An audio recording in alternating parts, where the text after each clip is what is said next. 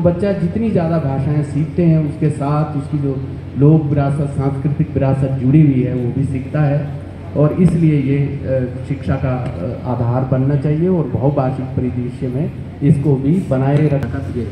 मैं समुअल जी से हैं। अच्छा, इसके बाद थोड़ा सत्र है ये शिक्षा और मातृभाषा पर। इसके तुरंत बाद एक सांस्कृतिक प्रस्तुति और उसके बाद आदरणीय नरेंद्र सिंह नेगी जी के पूरे रत्ना कर्म पर एक संगोष्ठी है, जिसमें खुद बड़े भाई आदरणीय नरेंद्र सिंह नेगी जी मंच पर होंगे, नंद किशोर हटवाल जी होंगे और मदन मोहन डोकलान जी होंगे, तो उस पर बात कर रहे होंगे। इस बीच में एक सांस्कृतिक प्रस्तुति है और उसके बाद आज का आखिरी सत्र है परंपरागत खेती को लेकर के श्री धूम सिंह नेगी जी और विजय जरधारी जी उसको संबोधित करेंगे। तो मैं आपको बताना चाह रहा हूँ, तो आप थोड़ा धैर्य से बैठे ना, बच्चे पीछे बात नहीं करेंगे। तो ये इसके बाद का सत्र है, बहुत महत्वपूर्ण सत्र है और हम सब के लिए, जिसे कहते हैं कि जिन्हें सुनने के लिए हम लोग हमेशा लालायित रहते हैं, तो वो आपसे रूबरू होंगे मंच पे इसके बाद। तो कमला जी से एक है, तो एक और तो ये जो पूरा ग्लोबल विलेज बनने की बात है, ऐसी धारणा है, और हम बात कर रहे हैं कि मातृभाषा जीवित रहनी चाहिए। तो जो आकांक्षाएं वो कहने की ये है कि जो ज्ञान विज्ञान की भाषा है, जो वर्चस्व की भाषा है, पॉलिटिक्स की भाषा है और जिसमें तरक्की होती है वो बनाए रखें। मगर क्यों जरूरी है जो मातृभाषा जिस तरीके से हम बात कर रहे हैं कि नहीं, इसका अपना एक वजूद बना रहना चाहिए और इसकी अपनी एक महत्ता है, तो ये क्यों ऐसा जरूरी है? तो यदि आप यहाँ से शुरू करें और फिर जो भी आप मातृभाषा की शान में कहना चाहें। सब लोग को मेरा यथायोग्य अभिवादन। मैं कमला पंत हूँ।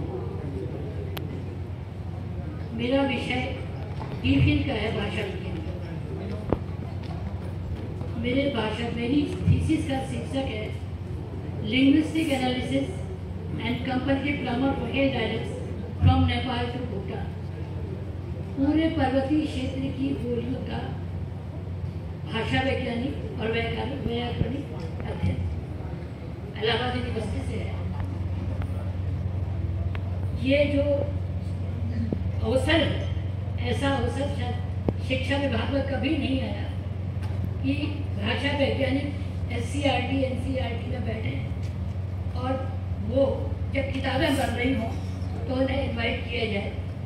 कुछ क्षण मुझे मिले हैं, तो मैं शुरू यहाँ से करना चाहूँगी कि हम भाषा की बात करते हैं, तो ये भाषा है क्या?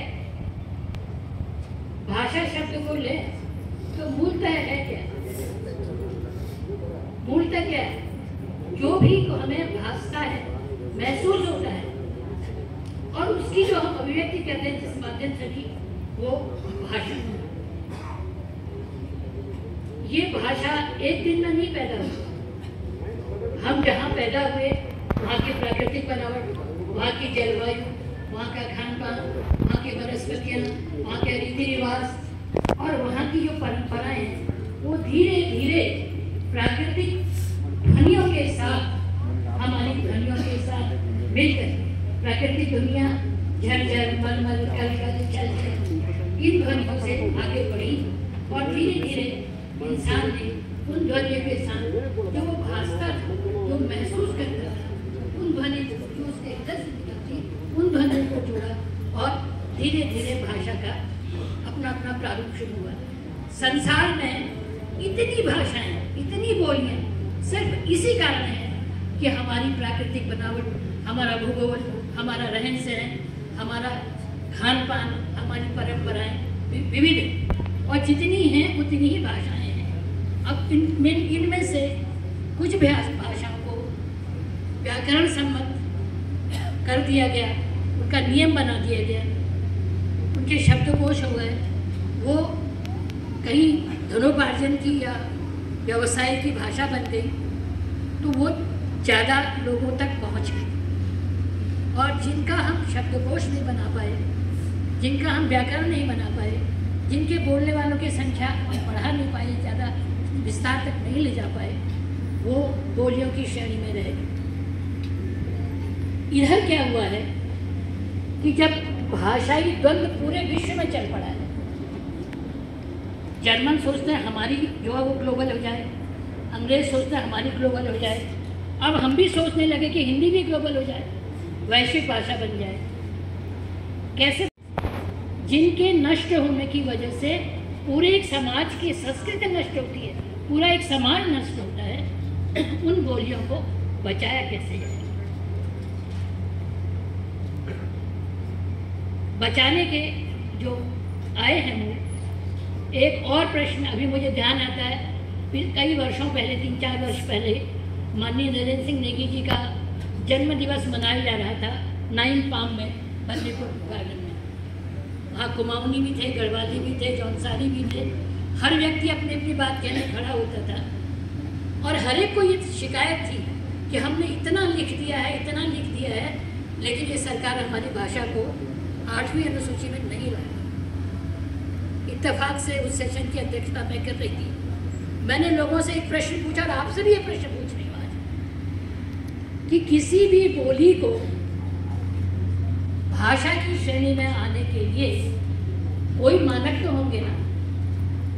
ऐसा तो नहीं कि मेरे मन आ गए थे मैंने डाल दी, नहीं आई तो नहीं डाली, कोई मानक होंगे। हम में से कितने लोगों को ये बात मालूम है कि किसी भी बोली को भाषा की श्रेणी में 8वीं अनुसूची में आने के मानक क्या? 8वीं अनुसूची में आ जाएगी तो हमारी भाषा बोली बच जाएगी, कदापि नहीं। कितनी बोलियां हैं उसमें जो मानक में आ गई हैं, लेकिन धीरे धीरे विलुप्त हो रही हैं, या तो हिंदी हावी हो रही है या अंग्रेजी हावी हो रही है। हमारी हिंदी पर भी अंग्रेजी इतनी हावी हो रही है कि अंग्रेज चले गए तब तक कोई हमारा इंग्लिश मीडियम स्कूल नहीं था। मैकॉले ने 1830 में अपनी शिक्षा नीति बनाई थी, केवल एक पैराग्राफ, जिसमें यह कहा गया था हिंदुस्तान के लोगों को ऐसी शिक्षा दी जाए जो बाहर से देखने को तो हिंदुस्तानी लगे, अपने परिवेश से, अपने पहनावे से, अपने खान पान से, लेकिन अंदर से वो अंग्रेज हो जाए। मतलब अंग्रेजियत की जितनी भी खूबसूरतियाँ हैं, जितने भी वो हैं, उनके अंदर भर दिए जाए।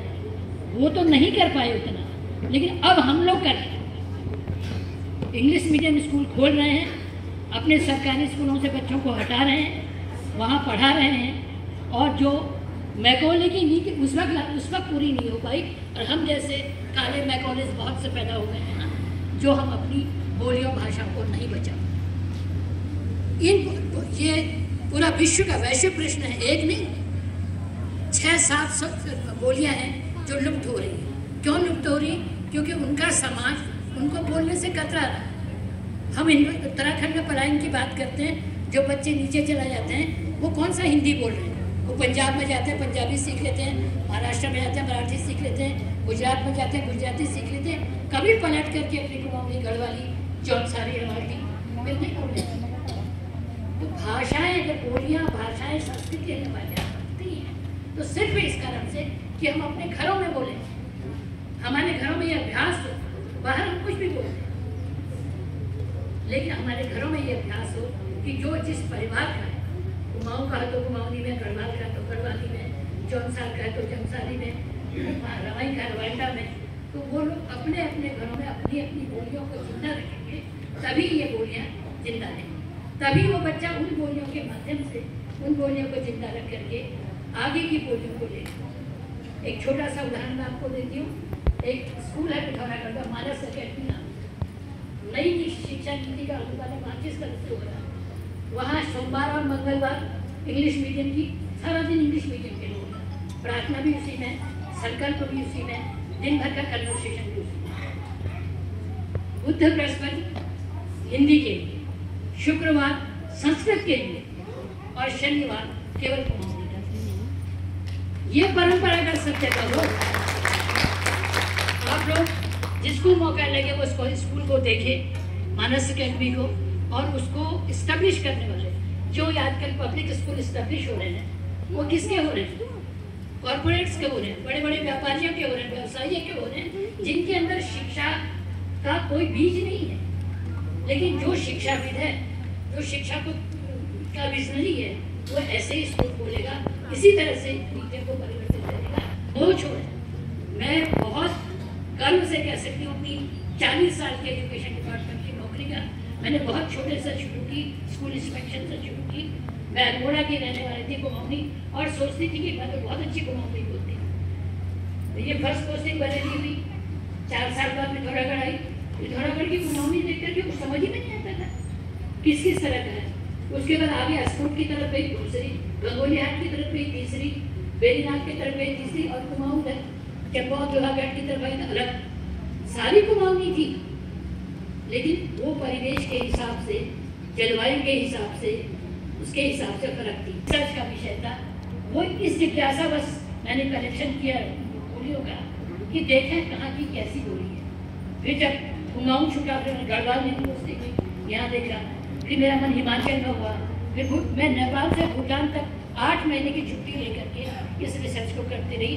आप भी ये बात महसूस करते होंगे कि पूरी जो हिल रीजन है, चाहे वो कुमाऊं गढ़वाल की लोकगीत हैं, चाहे वो भूटान और 7 सिस्टर्स वाले हैं, उनके गीत की धुनें एक सी, शब्द जरूर अलग अलग है, लेकिन धुनें एक सी है। क्यों?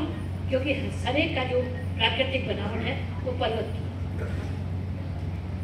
हम कहते हैं हिमालय बचाओ, पर्वत बचाओ, और हम अपनी जिस हिमालय की वजह से, जिस पर्वतों की वजह से, जिस नदियों की वजह से ये हमारी जो बोलियों ने जन्म लिया, उन बोलियों को बचाने के लिए हम क्या बचाएंगे? उन बोलियों को नहीं बचा रहे तो हिमालय को क्या बचाएं? क्योंकि हमारे अंदर तो कल्चर आएगा ही। इसलिए मेरा आप सब लोगों से केवल यही निवेदन है कि बहुत लंबी चौड़ी बातें, किताबों की बातें और ये भाषा की बातें या ये सेमिनार सब छोड़ करके आज के दिन इस किताब को जनकौतिक के माध्यम से हम ये संकल्प लेकर जाएं कि हम अपने घरों में अपने बच्चों से अपनी बोली में बात करेंगे और उन्हें बताएंगे कि उनको समझाएंगे। वो हिंदी का कोई शब्द बोलते हैं, इसको हमारी बोली में क्या बोलते हैं। आप देखिएगा बच्चे बड़े प्रसन्न चित्त होकर उसको सीखेंगे और आगे बढ़ेंगे।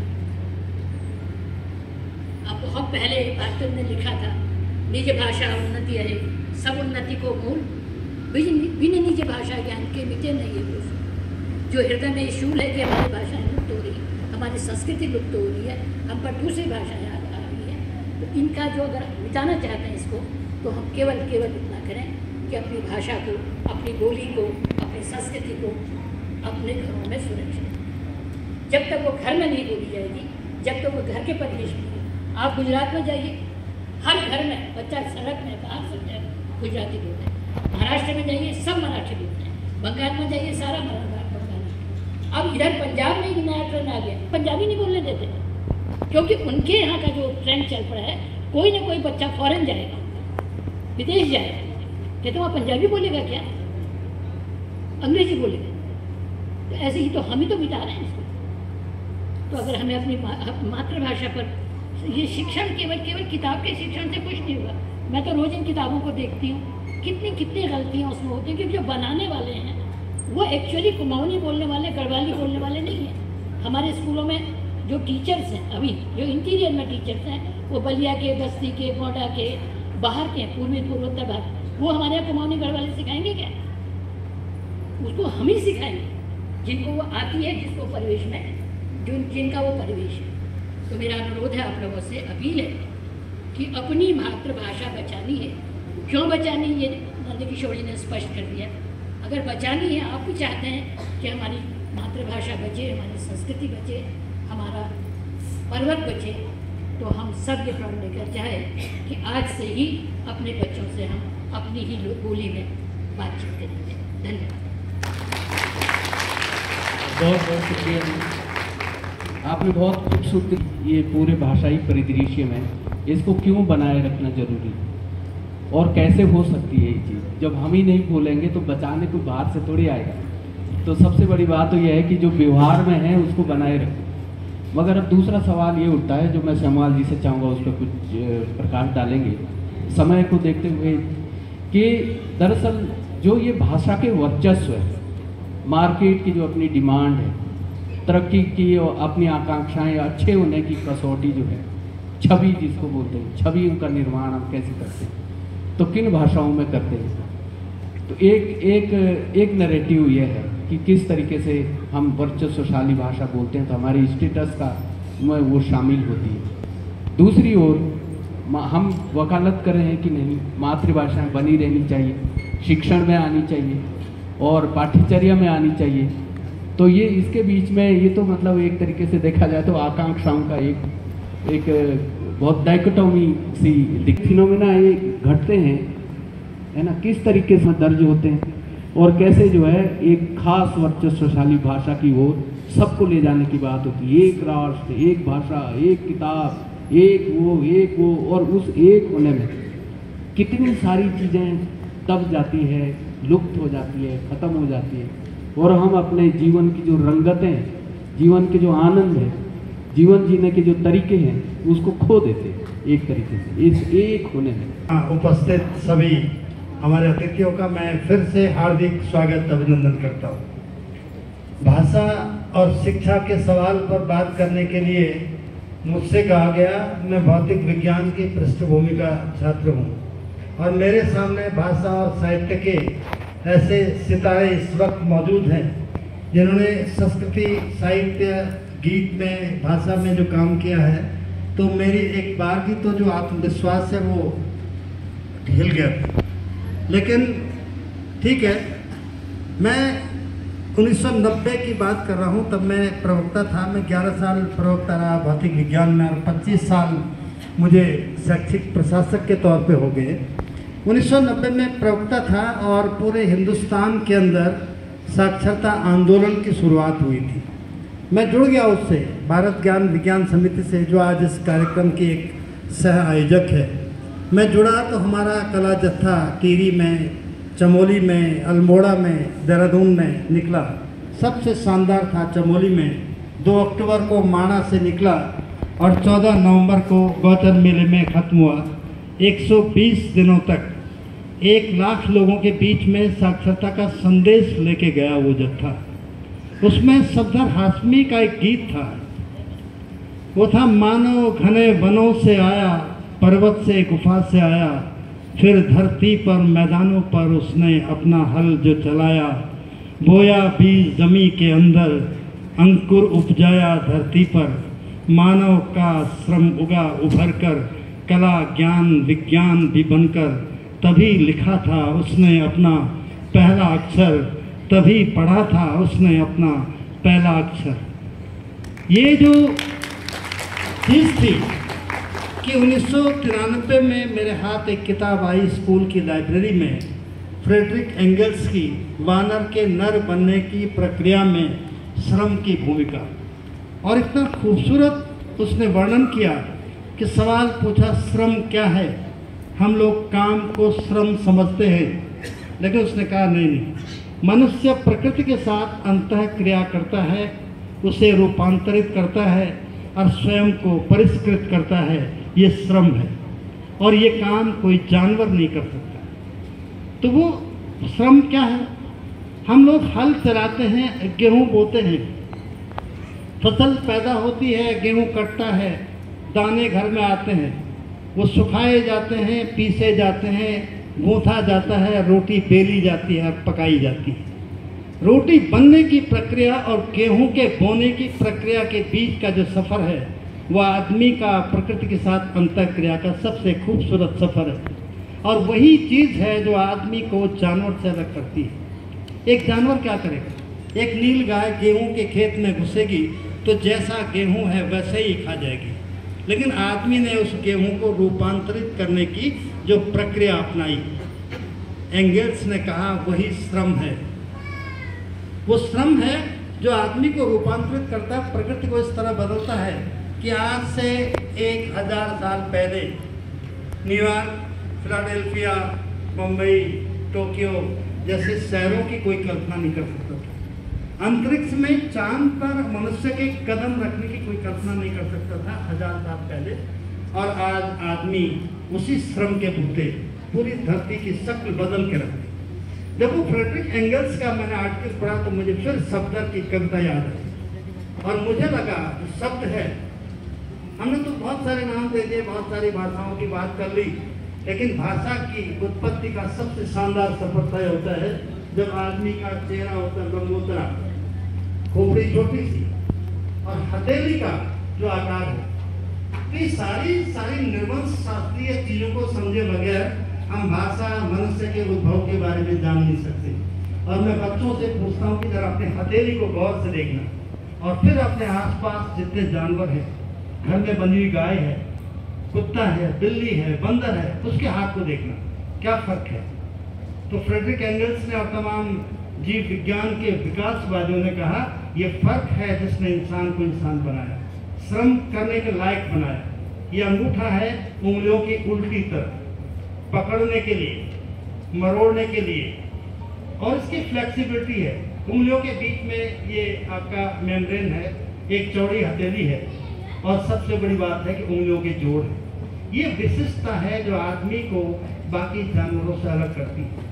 और इसीलिए आज से 4.5 करोड़ साल पहले आधुनिक कपी प्राइमेट 400 से 350 क्यूबिक सेंटीमीटर के ब्रेन वाला आज 1200 से 1400 क्यूबिक सेंटीमीटर का उसका ब्रेन हो गया। दुनिया के अंदर किसी भी जीव का जो मस्तिष्क का आकार है वो शरीर की तुलना में इतना नहीं है जितना मनुष्य का। तो मैंने रोटी की बात की और उसके बरक्स में एक नील गाय की बात की, और ये फर्क है जिस प्रक्रिया के दौरान आदमी ने टेक्नोलॉजी, साइंस, लिटरेचर, कानून ये सब विकसित किए, उसी प्रक्रिया के दौरान उसने भाषा को भी विकसित किया। और जब हम स्कूलों में पूछते हैं गुरुजी से, मैं भी ऐसा बहुत जानने वाला कुछ नहीं, लेकिन पढ़ लिया, लगातार पढ़ लिया तो सीख लिया कि भाषा क्या है और शिक्षा क्या है। वो एक वाक्य है रटा है, भाषा मनुष्य के विचारों के संप्रेषण का माध्यम है, ये वेद वाक्य हो गया। और अब आजकल मैं पढ़ रहा हूँ दुनिया के सबसे बड़े भाषाविद नोम चॉम्स्की को, उनका new dimension on the horizon of language. उस आदमी ने कहा कि मनुष्य पैदा होता है तो पैदा होते समय ही उसके मस्तिष्क में एक फैकल्टी होती है लैंग्वेज की, गणित, विज्ञान, सामाजिक विज्ञान की नहीं, सिर्फ भाषा की। और ये कैसे होती है? डार्विन ने कहा कि एक आदमी है जो लगातार पीढ़ियों दर पीढ़ी एक ही काम करता रहा है, तो वो पीढ़ी का जो काम था उसका अर्जित लक्षण वो 10 पीढ़ी के बाद आनुवंशिक लक्षण में बदल जाएगा। इसीलिए हमारे घर में छोटी नन्ही बेटी माँ के साथ किचन में जाके आटा गूंथना, रोटी बेलना शुरू करती है, लड़का नहीं करता। ये आनुवंशिक लक्षण हो गए। 10 पीढ़ियों से लड़कियों को सिखाया गया कि तुम्हें तो चौका चूल्हा करना है। ये भाषा का सवाल उसी तरह का आनुवंशिक लक्षण है, वो फैकल्टी है ब्रेन के अंदर। इसका मतलब ये नहीं है कि वो भाषा सीख के आता है, वो भाषा को ग्रहण करने की सबसे पहली क्षमता होती है। ये कहा नोम चॉम्स्की ने। बहुत बड़ी बहस हो गई फ्रांस में, जहाँ पियाजे ने कहा कि नोम चॉम्स्की का सिद्धांत स्वीकार्य नहीं है, ऐसा होता ही नहीं है। आदमी जब धरती पे आता है तभी उसको भाषा का बोध होता है, सच्चाई वो नहीं है। और आज बता दिया कि नोम चॉम्स्की सही थे, और हमारी पीढ़ी दर पीढ़ी चली आ रही बात है जो वो हमारी भाषा का सवाल है। अब मैं ज़्यादा बात नहीं करूँगा। बचपन की याद आती मुझे, 6ठी क्लास में अंग्रेजी पढ़ाना शुरू किया था गुरुजी ने। एक तो उसकी ज्योमेट्री बड़ी होती थी, ABCD। गुरुजी थे हमारे प्रिंसिपल, पढ़ाते थे। हमारे गांव के बच्चों के लिए एक अबूझ भाषा थी, A फॉर एप्पल। पहले तो A बनाना कितना मुश्किल है। वो पेट पकड़ के घुमाते थे और एक डायलॉग कहते थे, कुंडली का बच्चा नाप नाप के गांव से आ गया स्कूल, तेरे बाप ने पढ़ी कभी अंग्रेजी? और क्या संयोग था, 76 में गुरुजी मुझे पढ़ाते थे 6ठी में अंग्रेजी, और 14 साल बाद मैं लेक्चरर बन गया उसी स्कूल में जहाँ वो प्रिंसिपल थे। वो वहाँ भी कक्षा 6 के बच्चों को अंग्रेजी पढ़ा रहे थे।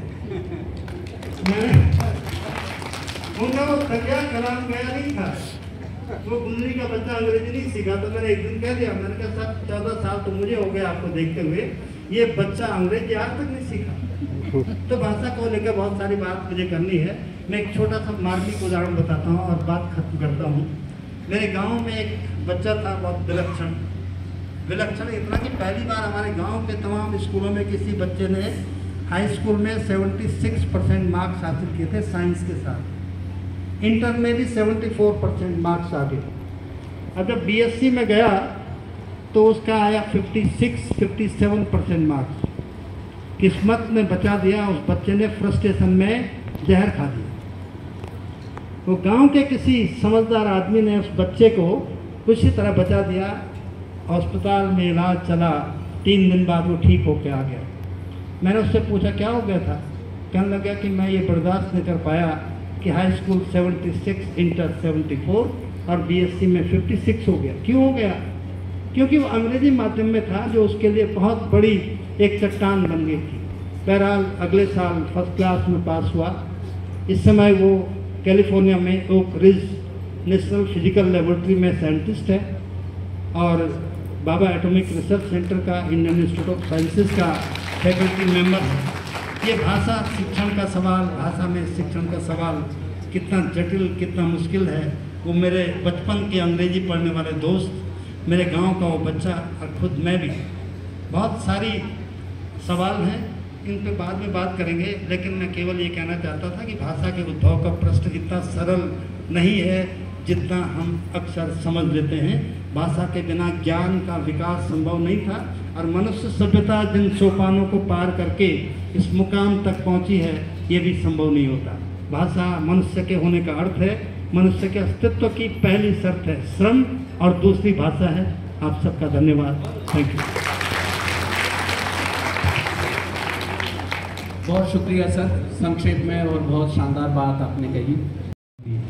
हमको आदरणीय नेगी जी का जब भी मैं एक गीत सुनता हूँ, सारा रारा पों पों, उसके साथ मेरी एक याद जुड़ी है। हम बहुत छोटे थे, हम जौनसार से हैं और हमारे पचिटिलानी में एक बस आने वाली थी। दिन भर हमने इंतजार किया, कुछ नहीं पड़ा। उस दिन छुट्टी हो गई आधे दिन बाद और शाम तक इंतजार किया। जब वो बस आई, उसका मुंह ट्रक जैसा था, आगे से जैसे ट्रक होता है, और हमने उसको छू के देखा। वो बड़ी घटना थी क्षेत्र में कि मोटर आई है। वो मोटर आने के बाद क्या क्या वो उस सांस्कृतिक जगत में एक कंकड़ फेंकने जैसा था जिसमें तमाम तरीके की लगे, लेकिन लोग उसको कैसे संजोता है। तो नेगी जी ने उनको एक तरीके से संजोया और हमारे जौनसार में उसके अलग अलग तरीके के गीत। यस, तो मैं कुल मिला के ये कहना चाह रहा हूँ कि हमारे जो संतानें हैं, हमारे जो बच्चे हैं, जो भावी पीढ़ी है, कृपया उनको अपने लोक भाषा से, अपनी मातृभाषा से अलग ना करें। ऐसा कुछ भी नहीं है कि वो संज्ञानात्मक क्षेत्र में कोई घचपच मचाती है। ऐसा कुछ भी नहीं है कि वो हिंदी के एक्सेंट में, अंग्रेजी के एक्सेंट में कोई दूषण पैदा करेगी, बल्कि मातृभाषा का जो कमजोर पक्ष है, हमारी लक्ष्य भाषा, माध्यम भाषा पूरा करती है। और मातृभाषा की जो समृद्धि है वो हमारी माध्यम भाषा को मिलती है। दोनों एक दूसरे को समृद्ध करती है।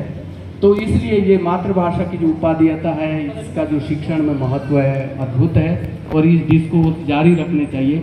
आपने ये अवसर दिया और बात का मौका दिया, बहुत बहुत शुक्रिया, क्योंकि इसमें बहुत सारे शिक्षक बिरादरी के साथ पैनलिस्ट का बैठे सर, बहुत बहुत आभार, हृदय से आभार। और चूँकि सीखने सिखाने के तौर तरीक़ों में आज बदलाव हो रहे हैं और रिसर्च भी ये कहती है, स्टडीज़ कहती हैं कि बच्चे के शिक्षण में मातृभाषा का कितना बड़ा योगदान है। ये बातें अभी तक हमारे पैनलिस्ट से आपने यहाँ पर सुनी, आपने अपने विचार यहाँ पर साझा किए। एक बार मैं पुनः आपका धन्यवाद ज्ञापित करना चाहता हूँ। और चूँकि ये मंच, यहाँ पर जितने भी हमारे पैनलिस्ट हैं, जितने भी अतिथिगण हैं और जिन लोगों का भी यहाँ पर रोल है, भूमिका है, उन सबको हम थोड़ा सा अपनी तरफ से एक स्मृति चिन्ह देना चाहेंगे। तो मैं इसके लिए हमारे बीच में उत्तराखंड की लोक संगीत की एक महान हस्ती हमारे बीच में हैं, श्रीमान नरेंद्र सिंह नेगी जी। मैं आपको मंच पर आमंत्रित करना चाहूँगा और श्रीमान ललित जोशी जी आप आएँ। और ओहो रेडियो से आरजे काव्या जी हैं, तो मैं आपको सम्मान के साथ इस मंच पर आमंत्रित करता हूँ और निवेदन करता हूँ कि हमारे जो पैनलिस्ट हैं, आप उन्हें सूक्ष्म भेंट के रूप में एक स्मृति चिन्ह इस समारोह की ओर से तो ये हमारे पैनलिस्ट को सम्मान देगी ही। और हमारे पैनलिस्ट जी.आर. काव्या जी, ललित जोशी जी और डुगलान साहब। हमारे पैनलिस्ट श्रीमान खजान दास जी, डॉक्टर कमला पंत जी, खजान सिंह चौहान जी और श्रीमान SP सेवाल साहब और डॉक्टर हटवाल जी, आपको सम्मानित करते हुए RG काव्या, श्रीमान नरेंद्र सिंह नेगी जी, ललित जोशी जी, भुगलान जी,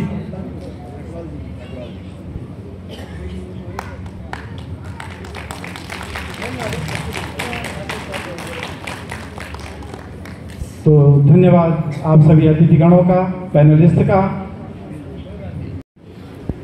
इस कार्यक्रम की अगली कड़ी में चूंकि हमने ये कोशिश की है कि हमारा ये जो आयोजन है इसमें हमारे जो स्थानीय कलाकार हैं, स्कूली बच्चे हैं, उनको भी इस कार्यक्रम में स्थान दिया जाए, तो इसी कड़ी में मैं जसोदा नेगी जी हैं और उनकी टीम है, उनके द्वारा यहाँ पर एक स्वागत गान प्रस्तुत किया जाना है।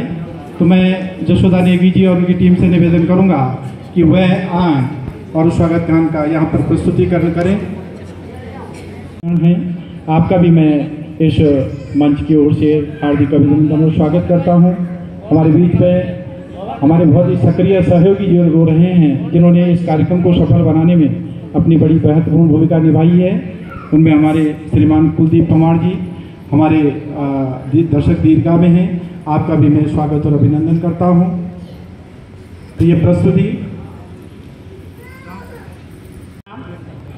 और जत्र भी हमारा कलाकार और यू आगंतुक मेहमान छन ऊँ तभी मैं दुई हाथ जोड़ी सेवा लगा दूँ।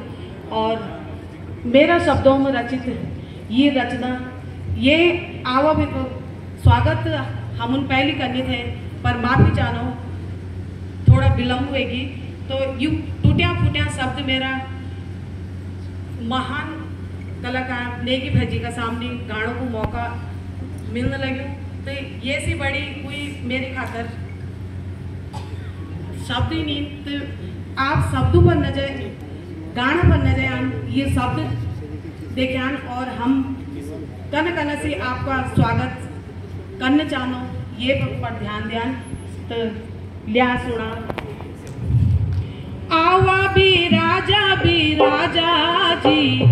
आवा भी राजा जी, हमारा गढ़ भी राजा जी, हमारा गढ़ भी राजा जी, आवा भी राजा जी, हमारा भी राजा जी, गढ़ भी राजा जी, नैतीरी माँ भी राजा जी, नैतीरी माँ भी राजा जी, देवों की भूमि भी राजा जी, देवों की भूमि भी राजा जी, पवित्र भूमि भी राजा जी, आवा भी राजा जी, आवा भी राजा जी, माँ भी राजा जी, बिजली पीठेला दौलत भूते, सेवा सत्कार हाथ जोड़ी सेवा लगा दो, हाथ जोड़ी सेवा लगा दो, सेवा स्वीकार करियाना जी, सेवा स्वीकार करियाना जी, आवा भी राजा जी, आवा भी राजा जी, हमारा गढ़ भी राजा जी, नैतीरी माँ भी राजा जी, नैतीरी माँ भी राजा जी, योली बुरा से भैया हुए को, योली बुरा से भैया हुए को, हारे तुम मुझे पैरोला जी, हारे तुम मुझे पैरोला जी, बांझे की जड़ों को पानी पिलोला, बांझे की जड़ों को पानी पिलोला, झांगोरा खीर खिलोला जी, झांगोरा खीर खिलोला जी, आवा भी राजा जी,